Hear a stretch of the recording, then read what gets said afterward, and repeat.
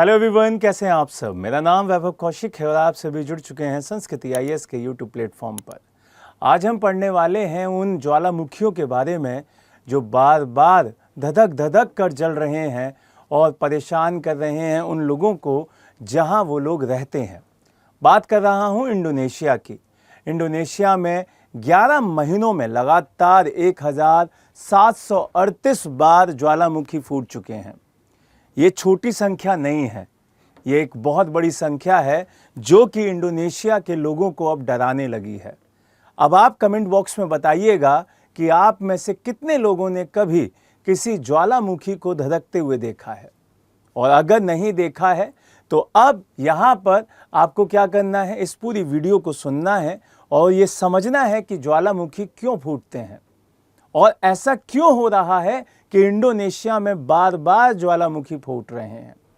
यहाँ पे एक माउंटेन है, माउंटेन का नाम है सेमेरू और ये आता है इंडोनेशिया में। इंडोनेशिया में एक द्वीप है जिसका नाम है जावा द्वीप। अब जावा द्वीप पर ये सबसे ऊंचा पर्वत है। यहाँ पर बहुत सारे सक्रिय ज्वालामुखी दिखाई देते हैं। ये जो हिस्सा आपको मेरे पीछे दिखाई दे रहा है इंडोनेशिया का, वहीं पर ये वाला जो हिस्सा है यही आपका सुमेरु जो आपका ज्वालामुखी है वो दिखाई देता है। ये 13 किलोमीटर अप्रॉक्स में फैला हुआ है। यहां जब इसका विस्फोट हुआ तो आसपास जितने भी लोहा पत्थर वो सारे के सारे यहां पर गल गए। अप्रॉक्स 6500 फीट ऊपर तक इसकी ज्वाला की लपटें दिखाई दी।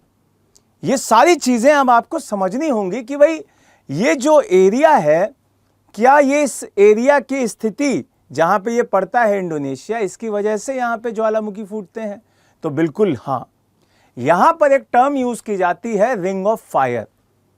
अगर रिंग ऑफ फायर को देखा जाए तो आग का एक छल्ला, आग का छल्ला जो कि प्रशांत महासागर के क्षेत्र में दिखाई देता है, और जो इसके एरिया में जितने भी देश दिखाई देते हैं वो सारे के सारे ज्वालामुखी और भूकंप से एकदम ग्रसित रहते हैं। बार बार ज्वालामुखी दिखेंगे, बार बार भूकंप दिखेंगे, क्योंकि एक दूसरे से रिलेट है। अब सवाल आता है कि ये क्यों आते हैं, इतना ज्यादा यहां पे ज्वालामुखी और भूकंप क्यों आते हैं? तो यहां पर आंसर है, ये जो प्लेट्स होती हैं, टेक्टोनिक्स प्लेट्स, उनके आपस में टकराने की वजह से हमारे विश्व में मेनली 7 बड़ी प्लेटें हैं जो कि हर साल 2 से 10 सेंटीमीटर तक खिसकती हैं और एक दूसरे के साथ हलचल दिखाई देते ही एक दूसरे के साथ वो क्या करती हैं, टकरा जाती हैं, जिसकी वजह से भूकंप और ज्वालामुखी यहां पर आते हैं। अब बात आती है कि कैसे होता है ज्वालामुखी विस्फोट। तो आपको यहां पर 4 पॉइंट लिखे हुए हैं। जैसे कि पृथ्वी के केंद्र में तापमान अधिक हो जाता है और जिससे जो चट्टानें हैं पिघलकर मैग्मा में बदल जाती हैं। उसके बाद यह मैग्मा कम घना होता है, इसीलिए ऊपर जो उठकर मैग्मा चैम्बर्स में इकट्ठा होने लगता है।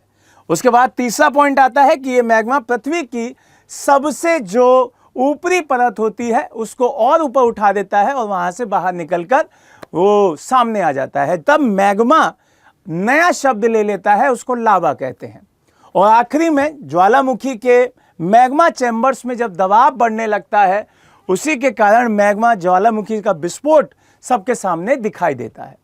तो ये पूरा सेगमेंट ज्वालामुखी का था कि भाई ज्वालामुखी निकलता कैसे है बाहर। यहां पर आपको इस पूरे एरिया में ये जिस जगह पे एक लाल नुमा चोटी सी दिखाई दे रही है वो सारे के सारे ज्वालामुखी हैं। तो अब आपको ये समझ में आ गया होगा कि जो रिंग ऑफ फायर वाला क्षेत्र है वहां पर अनगिनत ज्वालामुखियां हैं जो छोटे छोटी दिखाई देती हैं, लेकिन मेनली हमें इंडोनेशिया में प्रशांत महासागर के जो अमेरिका वाला हवाई द्वीप है वहां पर, यहां पर हमें मेनली ज्वालामुखी दिखाई देती हैं।